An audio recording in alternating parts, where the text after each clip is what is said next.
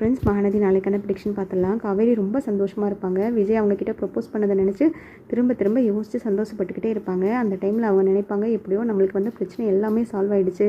எங்கே கான்ட்ராக்ட் விஷயத்தை இவரை திருப்பி பேசி ஏதாவது பிரச்சனை வந்துடுமோ, நம்மளை விட்டு அவர் போயிடுவாரோன்ற பயம் எப்போதுமே வந்துட்டு ஒவ்வொரு செகண்டுமே எனக்கு இருந்துகிட்டே இருந்துச்சு. அவர் கூட இருக்கிற ஒவ்வொரு நாளுமே அந்த பயத்திலேயே தான் நான் இருந்துக்கிட்டு இருந்தேன். இப்போ அதுக்கான விடையும் கிடச்சிருச்சு. அவர் மனசில் நம்ம எந்த அளவுக்கு ஆழமாக இருக்கோம், நம்ம இல்லைன்னா அவர் கிடையாதுன்ற அளவுக்கு அவர் சொல்லியிருக்காரு. ஸோ இதெல்லாம் கேட்கும்போது எனக்கு ரொம்ப சந்தோஷமாக இருக்குது. எங்கே நம்ம தான் ஏமாந்துருமோ, அவரை முழுசாக நம்புகிறோமே, அவர் தான் எல்லாமேன்னு வாழ்ந்துட்டுருக்கோமே, அவர் நம்மளை விட்டு போயிட்டா என்ன ஆயிருமோன்ற பயத்திலேயே வந்துட்டு ஒவ்வொரு நாளையும் நான் கடத்திட்டு இருந்தேன். இப்போ அதுக்கான முழு ஆன்சரும் எனக்கு கிடச்சிருச்சு. இப்போ தான் எனக்கு சந்தோஷமாக இருக்குது. நாங்கள் 2 பேரும் சந்தோஷமாக வாழ்ந்து காட்டணும். நான் இவ்வளோ நாள் கஷ்டப்பட்டதுக்கு எல்லாமே பலன் கிடைச்ச மாதிரி இருக்குது. அப்பாவே வந்துட்டு எனக்கு நேரடியாக வந்துட்டு ஆசீர்வாதம் பண்ணி விஜய் எனக்கு கொடுத்த மாதிரி ஒரு ஃபீல் ஆகுது. எனக்கு ரொம்ப சந்தோஷமாக இருக்குது அப்படின்ற மாதிரி நினச்சிட்டு நைட்டு நடந்ததெல்லாம் நினச்சி ரொம்ப ஹாப்பியாக வந்துட்டு ஃபீல் பண்ணிகிட்ருக்க சமயத்தில் கரெக்டாக வந்துட்டு ராகினி என்ட்ராயிடுவாங்க. என்ன காவேரி, ரொம்ப சந்தோஷமாக இருக்க போல், என்ன ஆஃப்டர் பர்த்டே வந்துட்டு செலிப்ரேஷன் மூட் இன்னும் போகலையா உனக்கு? செலிப்ரேஷன் மூட்லேயே இன்னும் இருந்துகிட்ருக்க போல இருக்குது. நான் உனக்கு ஒரு கிஃப்ட்டு கொடுக்குறேன்னு சொன்னீங்க, மறந்துட்டியா அப்படின்ற மாதிரி கேட்க, என்ன கிஃப்ட்டு, என்ன உளறிட்டுருக்க? என்ன காவேரி, நேற்று நடந்த சந்தோஷத்தில் எல்லாத்தையுமே மறந்துட்ட போல இருக்குது. அப்பார்ட்மெண்ட்டெல்லாம் உனக்கு கிஃப்டாக கிடச்சிருக்கு. பட் நான் கொடுக்குற கிஃப்ட்டு அதை விட பெரிய கிஃப்ட்டுமா, அதை நீ வாழ்நாள் முழுக்க மறக்கவே முடியாது. நேற்றுக்கே அந்த கிஃப்ட்டை கொடுக்கலான்னு தான் நினச்சேன். நேற்றுக்கு அந்த கிஃப்ட்டை கொடுக்குறதுக்கு தான் நிறைய எஃபோர்ட் போட்டேன், ரொம்ப கஷ்டப்பட்டேன். பட் அன்ஃபார்ச்சுனேட்லி அந்த கிஃப்ட்டை நேற்றுக்கு என்னால் கொடுக்க முடியல. ஆனால் இன்றைக்கி வந்துட்டு கண்டிப்பாக கொடுத்துருவேன். அந்த கிஃப்ட்டு என்னங்கிறத இப்போ என்னால் ரிவீல் பண்ண முடியாது. இப்போ உனக்கு டைரெக்டாக கொடுக்க முடியாது. நீ எனக்காக ஒரு இடத்துக்கு வருவியா ப்ளீஸ், எனக்காக வாமா அப்படின்ற மாதிரி சொல்ல காவேரி ரொம்ப டென்ஷன் ஆயிடுவாங்க. நீ ஏதாவது ஒன்று உளறிக்கிட்டே என்னை டிஸ்டர்ப் பண்ணுறதே உனக்கு வேலையாக போச்சு. இப்போ மட்டும் நான் விஜயை கூப்பிட்டேன்னா நடக்கிறதே வேலை. நீ மரியாதையே கிளம்பி போயிடு. என்னை ஏதாவது பேசுகிறதோ என்னை ஏதாவது நக்கல் பண்ணுறதோ வேலை வச்சுக்கிட்டேன்னா நல்லா இருக்காது. சின்ன பிள்ளைத்தனமாக இந்த மாதிரிலாம் பண்ணிகிட்ருக்காது.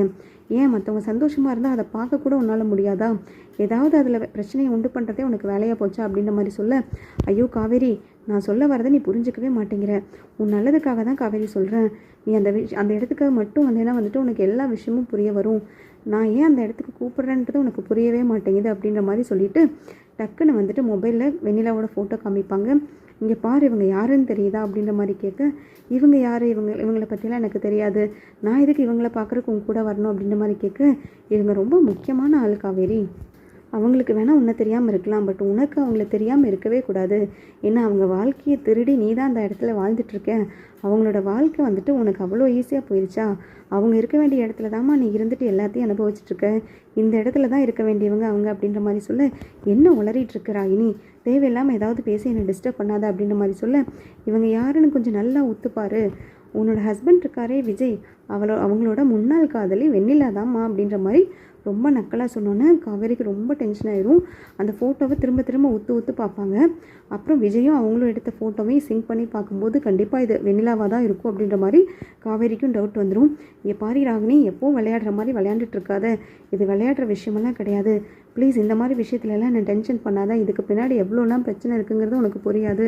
இது ரொம்ப சீரியஸான விஷயம். நீ வந்துட்டு இந்த மாதிரிலாம் பண்ணாத அப்படின்ற மாதிரி சொல்ல, நான் எதுக்கு விளையாடணும்? வெண்ணிலா இருக்கிற விஷயம், வெண்ணிலா எங்கே இருக்காங்க, என்ன பண்ணுறாங்க, அவங்களுக்கு என்ன பிரச்சனைங்கிறத முதல்கொண்டு எல்லாமே கலெக்ட் பண்ணிட்டு தாம்மா உன்னை கூப்பிட்றேன். அவங்க இருக்க இடத்துக்கு நீ வரணுன்னா வா, இல்லைன்னா போயிட்டே இரு அப்படின்ற மாதிரி சொல்ல காவேரிக்கு உடனே பயம் வந்துடும். கண்டிப்பாக வந்துட்டு இவளுக்கு ஏதோ ஒரு உண்மை தெரிஞ்சிருக்கு. வெண்ணிலா இருக்க இடம் இவளுக்கு தான் தெரியும் போல இருக்குது அப்படின்ற மாதிரி ராகினி கூட இவங்களும் சரி நான் வரேன், நீ கண்டிப்பாக வெண்ணிலாவை கூட்டிகிட்டு போய் எனக்கு காமி, இதுக்கு பின்னாடி எந்த பிரச்சனையும் இருக்கக்கூடாது அப்படின்ற மாதிரி மனசுக்குள்ளே நினச்சிட்டு ராகினி கூட காவேரி கிளம்பி போவாங்க. ஆசிரமத்துக்கு போனதுமே அங்கே பசுபதி வெளியில் நின்றுட்டுருப்பாரு. வண்டியில் ராகினி கூட போக போக காவேரி பயங்கரமாக அழுதுகிட்டே போவாங்க. என்னோடய சந்தோஷம் வந்துட்டு ஒரு நாள் கூட நீடிக்கலை. நான் சந்தோஷமாக இருக்கவே கூடாதுன்ற மாதிரி என் தலையில் எழுதியிருக்கா என்ன? இப்போ தான் அவர் கூட சந்தோஷமாக இருந்தேன், சந்தோஷமாக வாழ்க்கையை தொடங்கலாம், அவர் கூட ரொம்ப நான் நல்லா இருக்கணும் அப்படின்ற மாதிரி எத்தனை கனவோடையும் நான் வாழ்ந்துட்டு இருக்கும்போது கடைசியில் வந்துட்டு இப்படி ஆயிடுச்சு. ஒரே நாளில் வந்துட்டு இதுக்கு வந்துட்டு முடிவு தெரியணுமா? எனக்கு அப்போவும் என் வாழ்க்கை மேலே எப்போவுமே ஒரு சந்தேகம் இருந்துக்கிட்டே இருக்கும். நமக்கெல்லாம் எப்படி நல்ல வாழ்க்கை கிடைச்சிரும், நம்மளுக்கெல்லாம் சந்தோஷமான வாழ்க்கை கிடைக்கிறதுக்கு வாய்ப்பே இல்லைன்ற பயம் எப்போவுமே இருந்துக்கிட்டு இருந்துச்சு. அதுக்கு தகுந்த மாதிரியே நடந்துருச்சு. கடவுளே, கண்டிப்பாக வந்துட்டு இதுக்கு பின்னாடி எந்த இதுவும் இருக்கக்கூடாது, எந்த பிரச்சனையும் இருக்கக்கூடாது. இவ சொல்கிற மாதிரி அது வெண்ணிலாவாக இருக்கக்கூடாது. வெண்ணிலாவாக இருந்தால் சந்தோஷம்தான். பட் இப்போ நம்ம விஜய் கூட நம்ம முழு மனசார வந்துட்டு புருஷன் பொண்டாட்டியே நாங்கள் வாழ ஆரம்பிச்சிட்டோம். இந்த சமயத்தில் வெண்ணிலா வந்தால் கண்டிப்பாக அது பிரச்சனையாக தான் இருக்கும். இவ்வளோ வருஷம் வெண்ணிலா இல்லாமல் வந்துட்டு விஜய் இவ்வளோ கஷ்டப்பட்டார். ஸோ வெண்ணிலா இல்லைன்ற மனசுக்கும் அவர் வந்துட்டார். அந்த மனநிலையை அக்செப்ட் பண்ணிட்டு இவர் என் கூடயும் சந்தோஷமாக வாழ ஆரம்பிச்சிட்டாரு.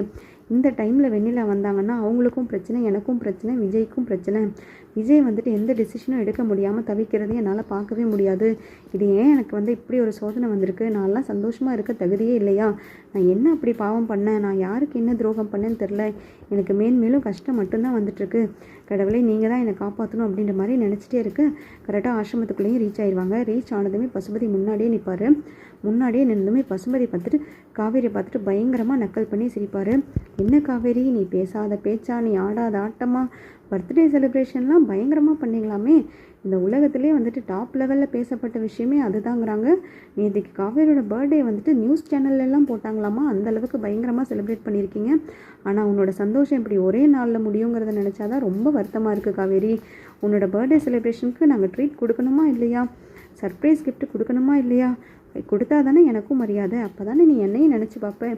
இல்லைனா நீ பாட்டுக்கு சந்தோஷமாக இருந்தேன்னா பசுபதிக்கு என்ன வேலை அப்படின்ற மாதிரி கேட்க, உனக்கெல்லாம் கொஞ்சம் கூட அசிங்கமாகவே இல்லையா? இப்படி அடுத்தவங்க சந்தோஷத்தை கிடைக்கிறதுல உனக்கு என்ன அப்படி ஒரு நல்லது கிடைக்க போகுது? எப்போ பார்த்தாலும் இதே ஒரு வேலையாக வச்சுக்கிட்டு இருக்கேன். உனக்கு நான் என்ன தான் அப்படி பண்ணேன்? என் மேலே உனக்கு என்ன தான் கோவம்? நீ எங்கள் அப்பாவை ஏமாத்தின, அதை நான் கண்டுபிடிச்சேன். அதோடு வந்துட்டு உனக்கும் எனக்கும் இருக்க பிரச்சனை எல்லாமே முடிஞ்சிருச்சு. இப்படி திரும்ப திரும்ப என்னோட குடும்பத்துலேயும் என் வாழ்க்கையிலே வந்துட்டு இப்படி தொந்தரவு பண்ணுறதுக்கு உனக்கு கொஞ்சம் கூட மனசாட்சி இல்லையா? இதெல்லாம் என் வீட்டுக்காருக்கு தெரிஞ்சால் நீ அவ்வளோதான். என் வீட்டுக்காரர்கிட்ட ஆல்ரெடி நீ வாங்கின எதையும் மறந்துருக்க மாட்டேன்னு நினைக்கிறேன் அப்படின்ற மாதிரி காவேரி எப்பவும் போல் ஓவராக பேசுவாங்க. அதுக்கு உடனே பசுபதி சொல்லுவார், கரெக்ட், உன் வீட்டுக்காரர்கிட்ட வாங்கின நான் எதையுமே மறக்கலை. அதுக்கு திருப்பி பதிலடி செருப்படி கொடுக்கணுங்கிறது தான் என்னோடய கனவே. இப்போ அதுக்கான வேலையை தான் இத்தனை நாளும் வந்துட்டு படிப்படியாக பண்ணி இப்போ இந்த அளவுக்கு வந்துட்டு நான் கொண்டு வந்து நிறுத்தியிருக்கேன். நான் சும்மாலாம் உங்களை அப்படி விட்டுருவேனா? சும்மாலாம் மறந்து விட்டுருவேனா? அதுவும் உன் புருஷன் இருக்கானே உனக்கும் மேலே. ஸோ 2 பேத்துக்கு வந்துட்டு சரியான பதிலடி கொடுக்க வேண்டாமா? சரி, ஏன் நம்ம சும்மா டைம் வேஸ்ட் பண்ணிகிட்ருக்கணும் நின்றுட்டு? நம்ம முக்கியமாக வந்துட்டு பார்க்க வந்தவங்கள பார்க்கலாவா? உனக்கு அப்போ தானே வந்துட்டு இன்னும் கதி கலங்கும். இங்கே சும்மா எதுக்கு நின்று பேசிகிட்டு இருக்கமா? வா உள்ளே போகலாம் அப்படின்ற மாதிரி வெண்ணிலாவை கூட்டிகிட்டு போவாங்க. வெண்ணிலா இருக்கிற இடத்துக்கு உள்ளே கூட்டிகிட்டு போவாங்க. உள்ளே போய் வெண்ணிலாவை பார்த்ததுமே வந்துட்டு காவேரி பயங்கரமாக ஸ்டன் ஆயிடுவாங்க. விஜயும் வெண்ணிலாவும் எடுத்த ஃபோட்டோவையும் இவங்களையும் வந்துட்டு சிங்க் பண்ணி பார்க்கும்போது காவேரிக்கு கண்டிப்பாக தெரிஞ்சிடும் இவங்க தான் வெண்ணிலாங்கிறதும். அப்புறம் ராகினியும் சொல்லுவாங்க, இவங்க தான் வெண்ணிலா. உன் விஜய் வந்துட்டு உயிராக லவ் பண்ணவங்களே இவங்க தான். இவ்வளோ வருஷமும் வந்துட்டு இந்த பொண்ணுக்காக தான் விஜய் காத்துட்ருந்தாரு. அந்த இடத்துல தான் நீ இப்போ உட்காந்துட்ருக்க காவேரி, புரியுதா அப்படின்ற மாதிரி சொல்ல ரொம்ப வந்துட்டு பயங்கரமாக அழுதுருவாங்க காவேரி. ஐயோ இப்படி ஆயிடுச்சே அப்படின்ற மாதிரி ரொம்ப ஃபீல் பண்ணிட்டு வெண்ணிலா வந்ததை நினச்சி நம்ம சந்தோஷப்படுறதா, இல்லை வந்துட்டு அவரோட இவ்வளோ நாள் ஆசை வந்துட்டு நடக்க போகுதுங்கிறத நினச்சி சந்தோஷப்படுறதா, இல்லை வந்துட்டு என் வாழ்க்கை இப்படி முடிஞ்சு போச்சேன்னு நினச்சி கவலைப்படுறதானே தெரியலையே அப்படின்ற மாதிரி நினச்சிட்டு பயங்கரமாக அழுகுவாங்க. இவங்க சுற்றி பேசுகிற எதுவுமே வந்துட்டு காவேரிக்கு காதிலே விழுகாது. இவங்களும் வெண்ணிலாவும் எவ்வளோக்கு எவ்வளோ லவ் பண்ணாங்க. விஜயும் வெண்ணிலாவும் லவ் பண்ணதை பற்றி சொன்னதெல்லாம் தான் அவங்களுக்கு திரும்ப திரும்ப ஞாபகம் வந்துட்டுருக்கும். விஜய் சொன்ன அந்த வார்த்தை தான் ரிப்பீட்டடாக அவங்க மனசில் வந்துட்டு கேட்டுகிட்டே இருக்கும். நான் வெண்ணிலாவை உயிராக லவ் பண்ணேன். வெண்ணிலா இல்லாத வாழ்க்கையை வந்துட்டு என்னால் நினச்சி கூட பார்க்க முடியல. நான் சாகிற நிலைமைக்கு போயிட்டேன் அப்படின்னு விஜய் சொன்னதை நினச்சி பார்த்து ரொம்பவே ஃபீல் பண்ணிகிட்ருப்பாங்க. அதுக்கப்புறம் வெண்ணிலா கிட்ட வந்துட்டு அவங்க பேச ட்ரை பண்ணுவாங்க. எனக்கு தெரியுதா நீங்கள் வெண்ணிலாவா அப்படின்ற மாதிரி கேட்க உடனே ராகினி சொல்லுவாங்க, இவங்க கிட்டலாம் நீ எதுவும் பேச முடியாது. ஏன்னா இவங்களை பொறுத்த வரைக்கும் எல்லாமே மறந்துட்டு தான் உட்காந்துருக்காங்க. நடந்த பெரிய ஆக்சிடெண்ட்டில் அவங்க அப்பா அம்மாவை எல்லாத்தையும் இழந்து அவங்கள பற்றியே அவங்களுக்கு தெரியாது. எந்த மெமரிஸும் இல்லாமல் ஷார்ட் டேர்ம் மெமரி லாஸில் தான் அவங்க இருக்காங்க. இப்போதைக்கு இந்த உலகத்திலே வந்துட்டு இவங்களுக்கு இருக்க ஒரே மெமரி விஜய் மட்டும்தான்.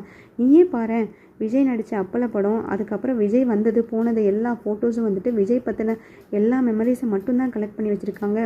இவ்வளவும் நடந்தும் வந்துட்டு விஜயை மறக்காமல் இருக்காங்கன்னா எந்த அளவுக்கு வந்துட்டு இவங்க உயிராக லவ் பண்ணியிருப்பாங்க, எந்த அளவுக்கு வந்துட்டு விஜய் இவங்க மனசில் ஆழமாக இருக்காங்கன்னு நீயே நினச்சி பார்த்துக்கோ காவேரி. இந்த வாழ்க்கையை தான் நீ ஆசைப்பட்டு திருடி இருக்கியா அப்படின்ற மாதிரி கேட்க காவேரிக்கு பயங்கரமாக அழுக வந்துடும். நான் இவங்க வாழ்க்கை சந்தோஷமாக ஆக போகுதுன்றதை நினச்சி சந்தோஷப்படுறதா, இல்லை என் வாழ்க்கை முடிஞ்சிருச்சுன்னு நினச்சி வருத்தப்படுறதானே தெரியல. வெண்ணிலா இந்த அளவுக்கு விஜய் லவ் பண்ணியிருக்காங்கன்னா கண்டிப்பாக வந்துட்டு அவங்களுக்கு நம்ம குறுக்கவே நிற்கக்கூடாதுன்ற அந்த செகண்டே முடிவு பண்ணிடுவாங்க. அதுக்கப்புறம் காவேரி வேகமாக வெளியில் வந்தோன்னா அங்கே பசுபதி வந்து நிறுத்திடுவார் காவேரியை. என்ன காவேரி பார்த்தியா, எல்லாமே இப்போ உனக்கு புரிஞ்சிருக்குன்னு நினைக்கிறேன். விஜயும் வெண்ணிலாவும் எந்த அளவுக்கு உயிராக லவ் பண்ணியிருக்காங்கன்னு உனக்கு நாங்கள் சொல்லணுங்கிறது கிடையாது. வெண்ணிலாவை பொறுத்த வரைக்கும் விஜய் தான் எல்லாமே. அதே மாதிரி தான் விஜயும்.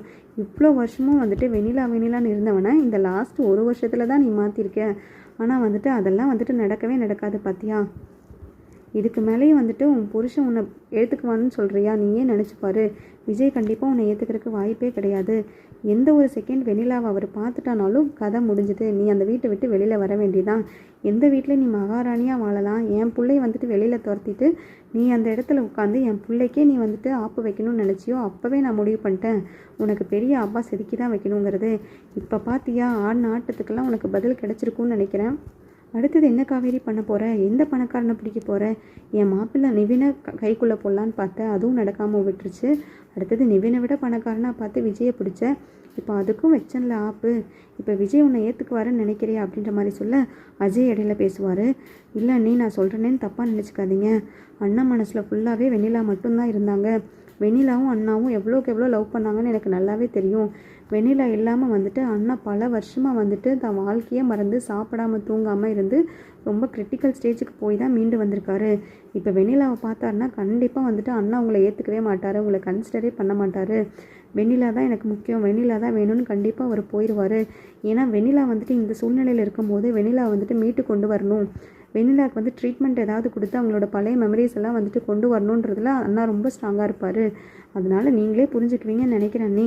சாரி அண்ணி அப்படின்ற மாதிரி ரொம்ப ஆக்டிங் பண்ணுவார். உடனே ராகினியும், நீ ஏன் அஜய் சாரியெல்லாம் கேட்குற?